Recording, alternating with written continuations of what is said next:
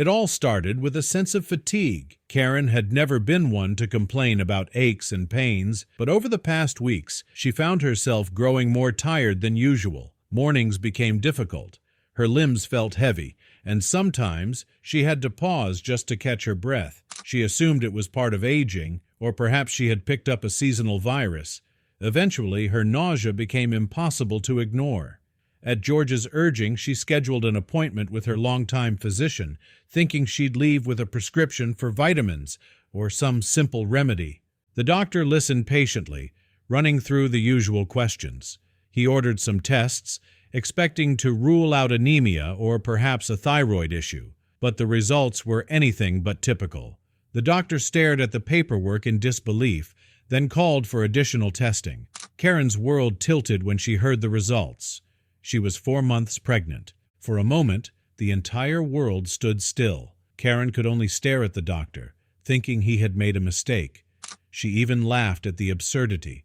She was 66 years old, long past the age where motherhood was a concern. The doctor, too, was flabbergasted. He had never heard of a case like this in all his years. Yet there was no denying it. The tests had been performed and repeated, and they all told the same story. Karen Connelly was going to be a mother again. In the days that followed, Karen found herself in a daze, drifting through her routines in a fog of disbelief. She remembered noticing that her body had changed, but she had attributed it to her more sedentary lifestyle after retirement. She had spent more time at home, eating well, and recovering from decades of hard work. It never crossed her mind that the weight gain and strange cravings could signal pregnancy. The doctors, though startled, sprang into action. Pregnancy at any advanced age comes with heightened risks, but at 66, the dangers were even greater. The medical team conducted a thorough battery of tests, determined to monitor both mother and baby with the greatest care. Every week, Karen came in for ultrasounds, blood work, and consultations with specialists. She found herself an object of fascination in the hospital's halls as doctors and nurses alike marveled at the unprecedented event. At the end of every appointment, the staff would reassure her, but she could see the worry in their eyes. Throughout it all, George was a pillar of strength. When Karen shared the news with him, he barely blinked. Instead, he took her hand, his blue eyes sparkling with a mixture of surprise and hope. "I had a feeling something wonderful was on the horizon," he told her gently.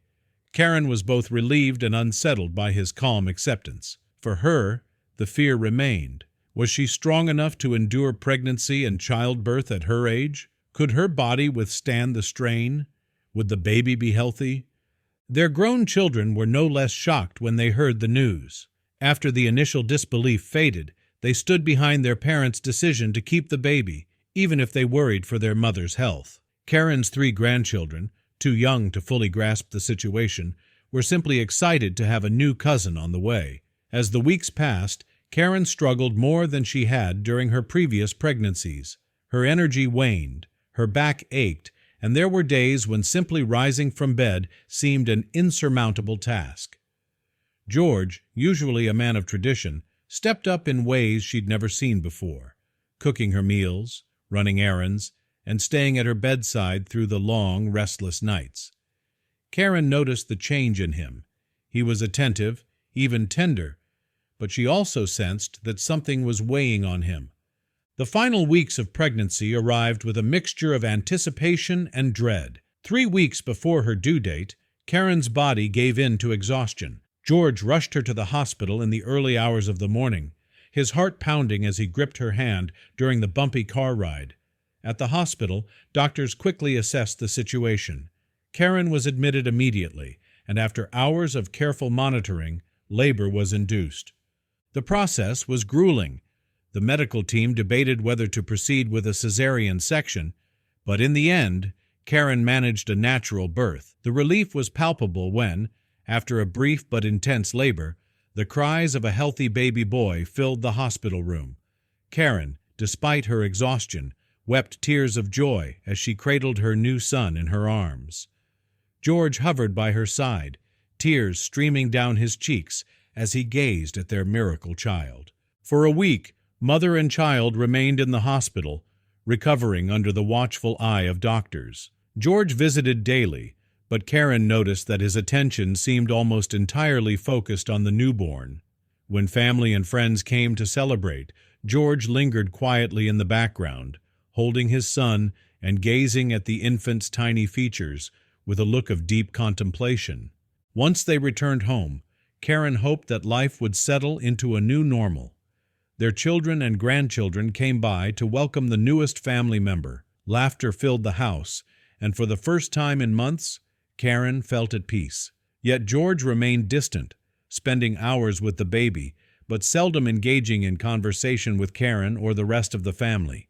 It was only after the hospital called unexpectedly that everything changed. Karen answered the phone, expecting another congratulatory call. Instead, she heard the somber voice of her doctor, requesting that she, George, and the baby return to the hospital immediately. There had been additional tests, routine screenings, nothing out of the ordinary, but the results had raised concerns. The tests had been performed not once, but 3 times, to rule out any error. Each time the results were identical. That night, Karen barely slept. She tried to discuss her worries with George, but he brushed her off, assuring her that everything would be fine. In the morning, they made the drive back to the hospital, their nerves frayed. The doctor greeted them with a heavy heart, taking them into his office to deliver the news in person. At first, the doctor spoke in generalities, describing the tests and the precautions taken to verify the results. He was hesitant, clearly searching for the right words. Finally, he came to the point. The DNA tests showed conclusively that George was not the biological father of Karen's new baby. The room went silent. Karen felt the world tilt beneath her. She looked at George, who was staring at the doctor, his jaw tight but his eyes soft with resignation. It was clear, from his reaction, that he had suspected the truth for some time. For a long, painful moment, no one spoke. As the shock settled, Karen remembered. There had been a brief, unexpected friendship she had struck up at her local community center almost a year earlier. A gentle connection formed over shared conversations and afternoon walks. When George had been away visiting an old friend for several weeks, Karen had felt lonely and adrift, and in a moment of weakness, she had allowed herself to be comforted by another man. The encounter had been brief, a secret she'd tried to bury beneath the rhythms of daily life. She had never dreamed it would result in a child, much less at her age. Tears spilled down Karen's cheeks as she faced George, her voice barely more than a whisper. She confessed the truth, her words tumbling out in a rush of regret and relief. George listened quietly, and then, to her astonishment, took her hand in his. "We have spent a lifetime together," he said softly. "Nothing will change the love I have for you, or for this child. Blood doesn't make a family. Love does." The days that followed were difficult, but healing. Karen and George sat down with their children and explained the situation. There were tears, of course, and anger, but George's calm and compassion helped the family move forward. He made it clear that he would raise the baby as his own, that the boy would be loved and cherished no matter what. Life slowly returned to its new rhythm. Karen recovered her strength, and George once again became her steady companion. Together, they found joy in late-night feedings and early morning cuddles with their son. The baby grew strong and healthy, a living testament to the enduring power of hope, forgiveness, and second chances. In the end, Karen realized that her story was not just about an extraordinary pregnancy or the shocking twist revealed by science. It was about the ability of love to weather any storm, the courage to face the truth, and the miracle that can come when least expected. For Karen, becoming a mother at 66 was a gift, a second chance not just to nurture a child, but to rediscover the unbreakable bonds that made her family whole.